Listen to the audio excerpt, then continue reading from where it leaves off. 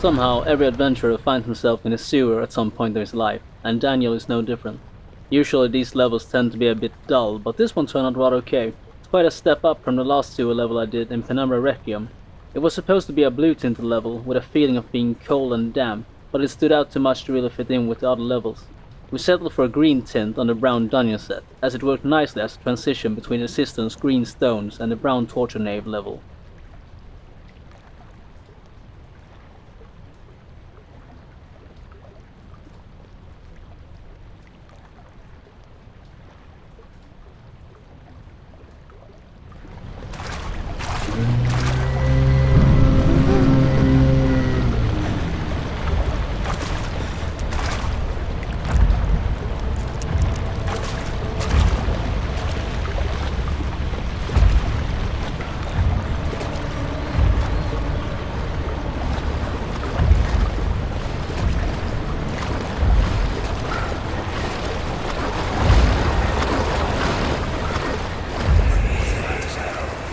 What's happening? What are you doing? Let me go! Please don't take me! Nobody ever return!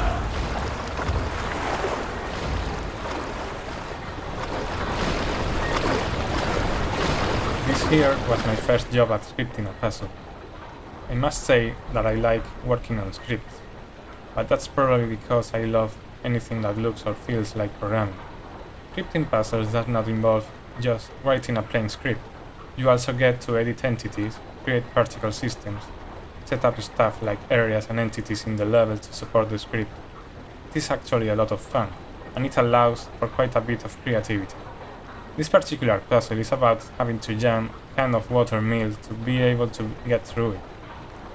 But it first needs to be slowed down somehow.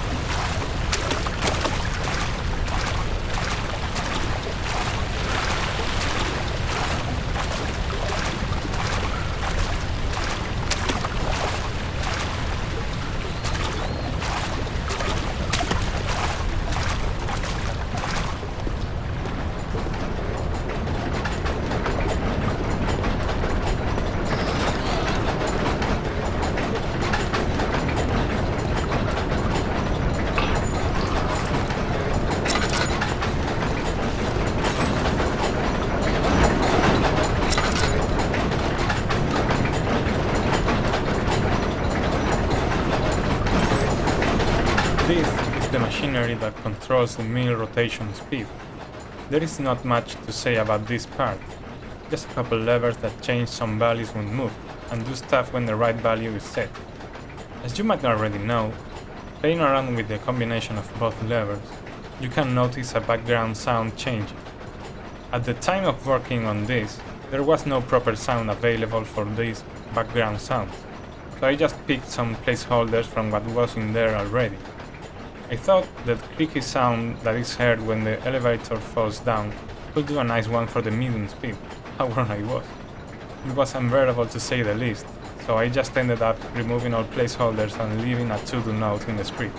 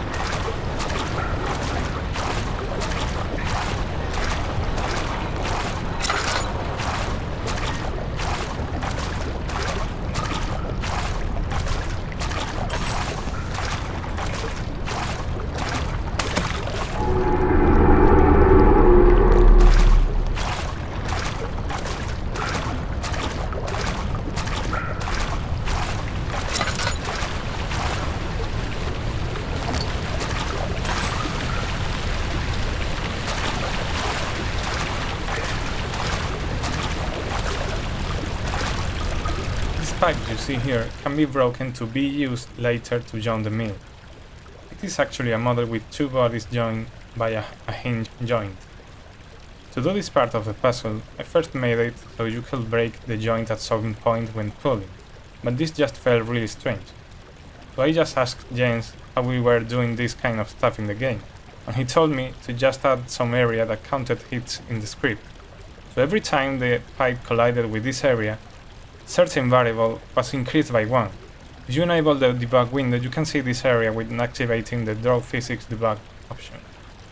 When this variable reached a given value, the triggers the breakage of the pipe, spawning the broken pipe heighting, and that's how it works.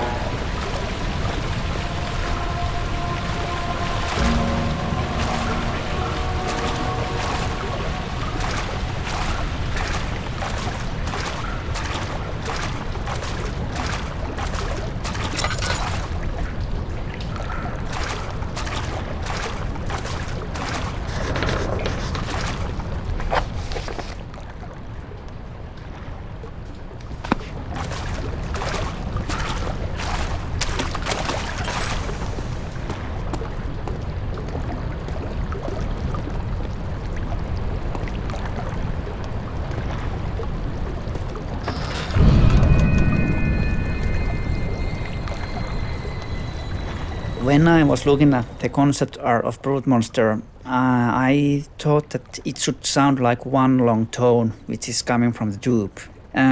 Because it doesn't have mouth, it should sound like hollow thing which can't make clear and complex vocalization. Firstly, I recorded lots of different kind of dogs and I edited them to play as one tone. I had lots of discussion with Jens and I think I got the right idea, but there was feeling that it was coming too close and it wasn't scary and blah blah blah. So it wasn't really scary. It was just big mess. I think I made something like 5 or 6 different versions, but problems didn't go away. Finally, I just removed the dog sounds and used my own voice. I made it with old metal sink, speaking through the tube and putting the microphone in front of the sink. And that way I got more control on the vocalization and tube kind of sound was natural because it was coming from actual tube. I think Brute's movements were the easiest ones for me. I knew from the beginning how I wanted it to sound. I wanted it to be very metallic since it has lots of metallic things in its body and it should be very heavy, scary guy. I was a little bit worried about how the high-pitched screeching would work, but it actually turned out great with the music, because the music is very low frequency and movement is high frequency, so there is nice spectre of sound. Together they make Brute even scarier.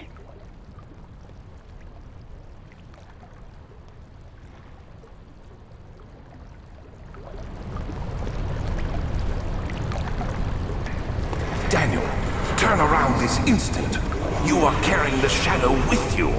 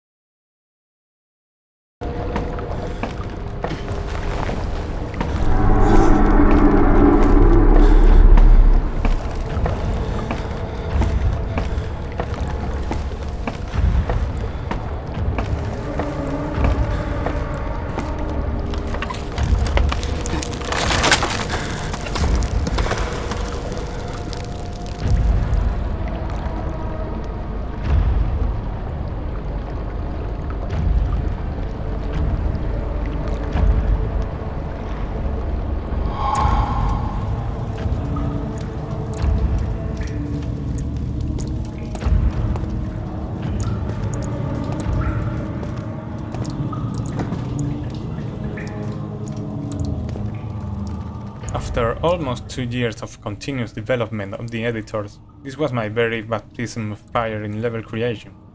My first big level edited ever, that is. Making the base for this level was my assignment for week 8 this year, and I must confess I was pretty excited about it all. You know, not ever having used the editors in a real life run, I was wondering how well I was going to do.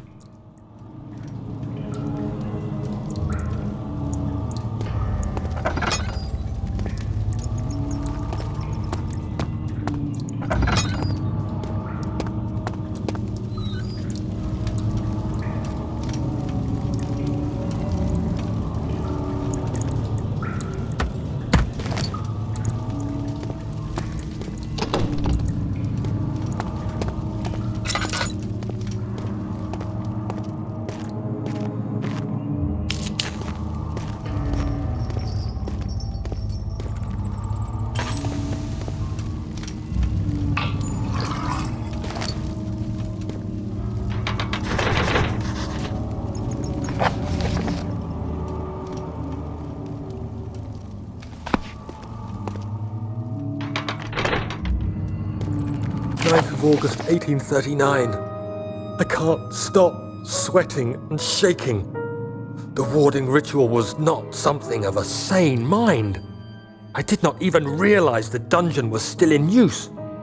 Alexander had his servants bring one of the prisoners, a murderer, he told me.